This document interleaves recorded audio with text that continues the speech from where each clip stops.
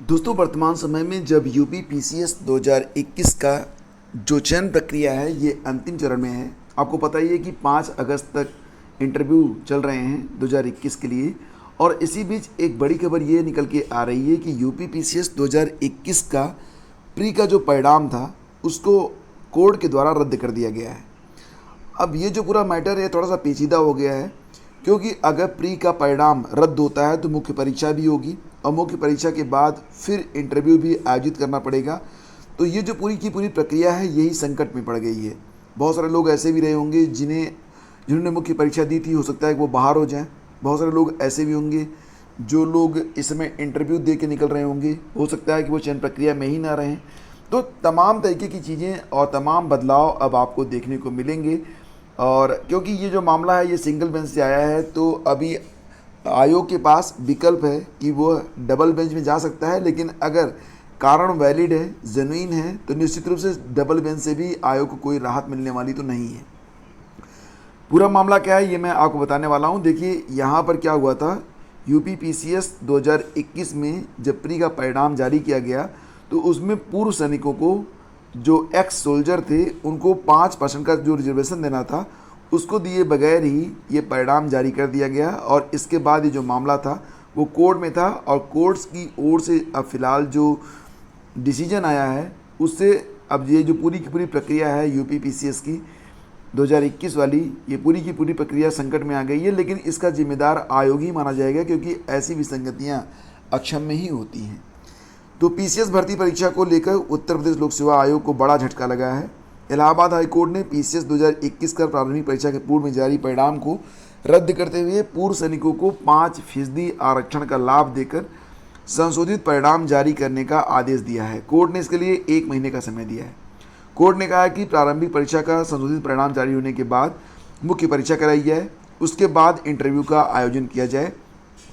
देखिए, high court ने PCS 2021 की तरह ही ग्रुप सी और ग्रुप डी के पदों पर भी पूर्व सैनिकों को आरक्षण देने का लाभ देने का निर्देश दिया है। यह आदेश न्यायमूर्ति संगीता चंद्रा ने एयरफोर्स के junior warrant officer Satish Chandra Shukla और 3 अन्य की याचिका को स्वीकार करते हुए दिया है। कोर्ट ने पूर्व सैनिकों को 5% का आरक्षण का लाभ न देने पर उत्तर प्रदेश लोक सेवा आयोग की ओर से जारी पीसीएस 2021 प्रारंभिक परीक्षा परिणाम को विकृत करार देते हुए रद्द कर दिया है। और इस आदेश से परीक्षा को लेकर संकट उत्पन्न हो गया है। तो याचियों के अधिवक्ता एबीएन त्रिपाठी की ओर से कोर्ट के समक्ष यहाँ तर्क प्रस्तुत किया गया कि उत्तर प्रदेश सरकार ने 10 मार्च 2021 को अपने गजट नोटिफिकेशन में यूपी लोक सेवा शारीरिक रूप से विकलांग स्वतंत्रता सेनानियों और पूर्व सैनिकों के आश्रितों के लिए आरक्षण संशोधन अधिनियम 2021 के तहत सभी ग्रुप की नौकरियों में भर्ती के लिए पूर्व सैनिकों को 5% आरक्षण देने की व्यवस्था बनाई है। इसे आयोग की ओर से निकाली गई भर्तियों से पहले ही जारी कर दिया गया था, लेकिन आयोग ने इस प्रावधान को लागू नहीं किया है। तो अब ये जो पूरी की पूरी प्रक्रिया है उसको आप खटाई में पड़ना कह सकते हैं। वर्तमान समय में तो यूपी पीसीएस 2021 के इंटरव्यू चल रहे हैं और कुल 678 पदों पर ये इसके लिए मुख्य परीक्षा करवाई गई थी 23 से 27 मार्च तक। और इस परीक्षा में कुल 5,957 अभ्यर्थी शामिल हुए थे। 678 में 55 पदों पर जो परिणाम होगा वो डायरेक्टली आएगा, लेकिन बाकी के जो पद हैं 623 पद उस पर इंटरव्यू चल रहे हैं। तो 5 अगस्त तक ये इंटरव्यू चलेंगे। लेकिन फिलहाल अब ये जो पूरी की पूरी प्रक्रिया है ये किस प्रकार से आगे बढ़ेगी, अब थोड़ा सा मुश्किल है यहाँ पर प्रेडिक्ट करना, लेकिन इंतज़ार करना पड़ेगा। और आपको याद होगा कि आरक्षण विवाद में ही बदला था पीसीएस प्री 2018 का भी परिणाम। तो उस समय भी कुछ ऐसा ही मैटर सामने आया था, जब पीसीएस 2018 में भी महिला अभ्यर्थियों के क्षैतिज आरक्षण को लेकर विवाद होने पर आयोग की प्रारंभिक परीक्षा का परिणाम संशोधित करना पड़ा था। हाईकोर्ट के आदेश पर आयोग ने 5 अक्टूबर 2019 को पीसीएस 2018 प्रारंभिक परीक्षा का परिणाम संशोधित किया था। संशोधन के बाद 160 महिला अभ्यर्थियों को क्षैतिज आरक्षण का लाभ देते हुए मुख्य परीक्षा के लिए सफल घोषित करना पड़ा था। ये महिला अभ्यर्थी यूपी के बाहर के राज्यों की रहने वाली थी। तो हाई कोर्ट ने उत्तर प्रदेश की आदिवासी महिला अभ्यर्थियों को आरक्षण प्रदान करने वाले शासनादेश को प्रभावहीन मानते हुए पीसीएस 2018 प्री की परीक्षाओं की चयन सूची को संशोधित करने के आदेश दिए थे।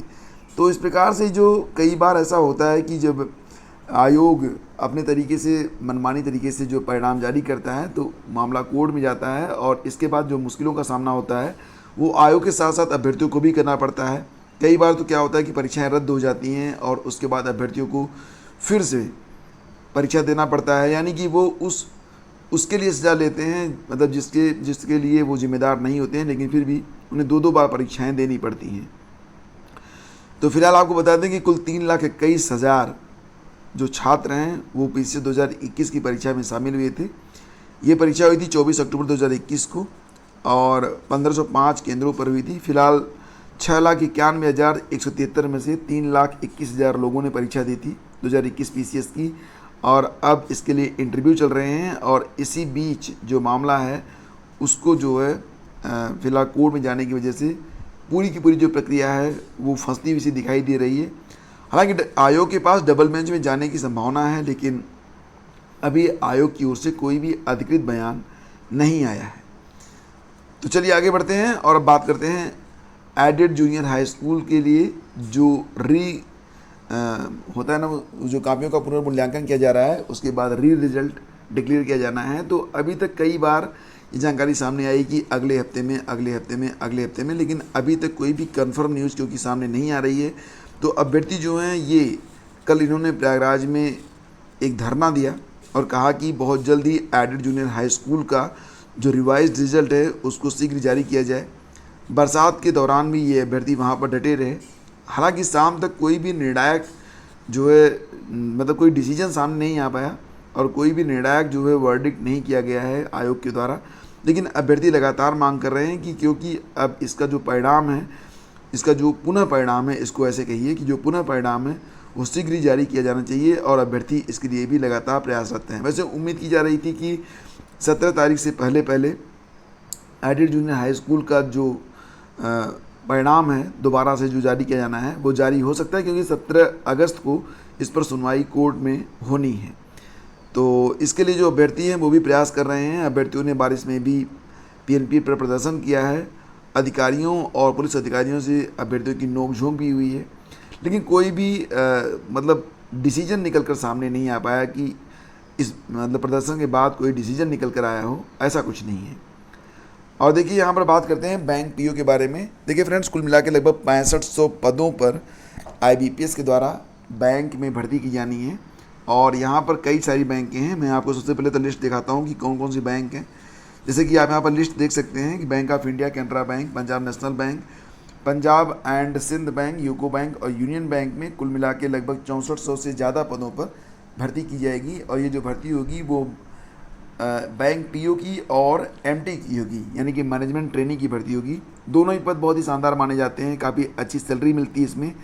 अगर इसमें आप आवेदन करना चाहते हैं तो अगर आप स्नातक हैं और आपकी उम्र जो है वो 21 से 30 वर्ष के बीच में है तो आप आवेदन कर सकते हैं, 20 से 30 वर्ष, ठीक है। इसके लिए आपको ibps.in वेबसाइट पर जाना होगा और जो पूरी चयन प्रक्रिया होती है 2 चरणों में होती है। एक प्री की परीक्षा होती है, फिर मुख्य परीक्षा होगी और इसके बाद इंटरव्यू भी होता है 100 अंकों का। मतलब कुल मिला के प्रारंभिक परीक्षा 100 अंक, मुख्य परीक्षा 200 अंक और इंटरव्यू 100 अंकों का होता है। आवेदन शुल्क आपको ज़्यादा लग सकता है, जैसे कि जनरल और ईडब्ल्यूएस और ओबीसी को 850 रुपये देना पड़ता है। SC ST और दिव्यांगों के लिए जो फीस है वो 175 रुपये है। तो यहाँ पर अगर आप चाहें तो आवेदन कर सकते हैं। IBPS की ओर से कुल मिला के 6432 पदों पर ये वैकेंसी आई हुई है और इस पर आवेदन चल रहे हैं। लास्ट डेट इसके लिए अगस्त में है, 22 अगस्त, तो ध्यान दीजिएगा। और अगर आप कहेंगे तो इस पर एक छोटा सा वीडियो मैं आपको उपलब्ध करवा दूंगा। और फ्रेंड्स आगे बढ़ते हैं, बात करते हैं UPSSC PT के बारे में। तो UPSSC PT में आज संशोधन की आखिरी तारीख है।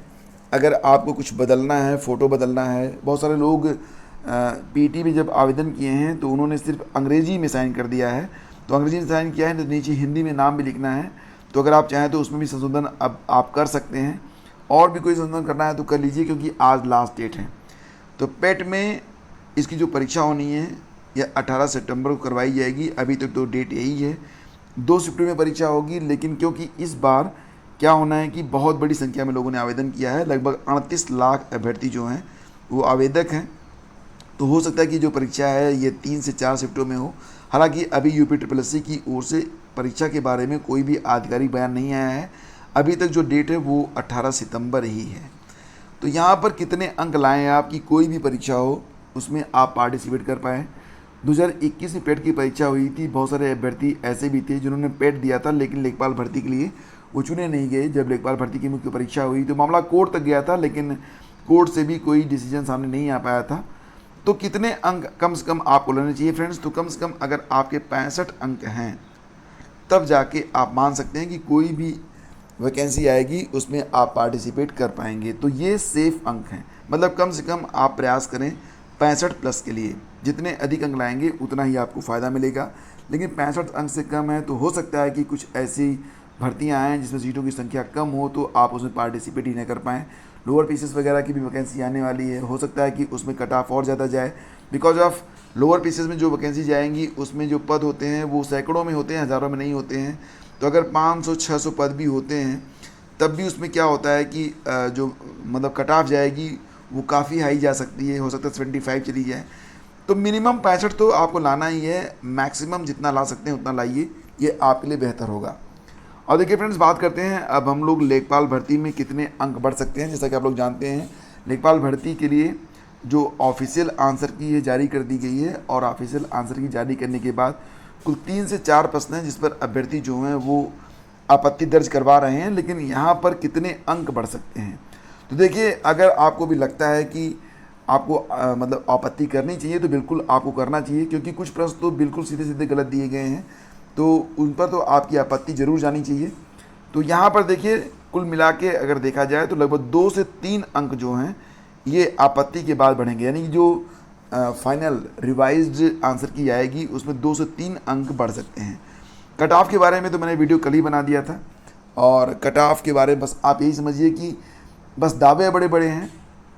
मैं बार बार कह रहा हूँ कि कट ऑफ बहुत ज़्यादा नहीं जाने वाली है। अगर आप 70 to 75 के बीच में हैं तो पूरी होप रखिए कि आपका सिलेक्शन हो सकता है।